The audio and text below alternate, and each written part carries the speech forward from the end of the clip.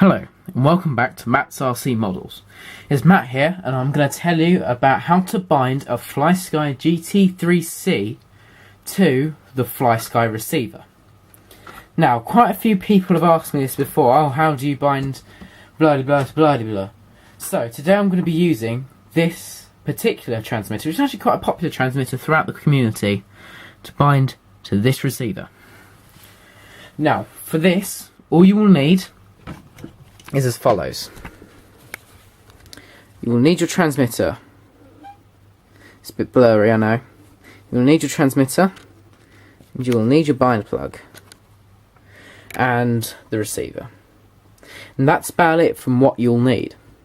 So now, we'll get on with what you're going to do, and how you're going to do it. So, first of all, on the receiver, you need to find where it says bind. You can see on this particular one, right there, there's a little red word that says bind, next to channel 3. So, what you're going to want to do, is you're going to want to get your bind plug, and you're going to want to plug the bind plug into the receiver like so, with both poles facing north. Now, what we'll need to do is we'll need to just pick the camera up, and we're going to need to go to the transmitter. You're going to want to select your profile on which you want to bind. So, as in this particular one here, I'm going to bind it into the BSD profile, which I named that, so that then, because this is the BSD Flux Desert Assault, I can know what to bind it to. And also this, I can also change the trim levels and everything on this particular profile for this particular car. So, I'm just going to go ahead and plug a battery into the vehicle.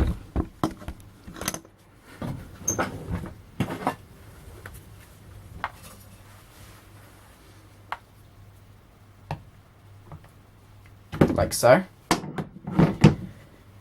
And then I'm going to switch on the vehicle. Now you should see that the receiver is flashing quite fast, quite rapidly, and that shows that the receiver's in bind mode. So what we want to do is we want to go over to the transmitter. The transmitter is off. You're going to want to hold this button here, which says bind. You're going to want to hold the bind button down, as well as pressing the power button on the steering wheel.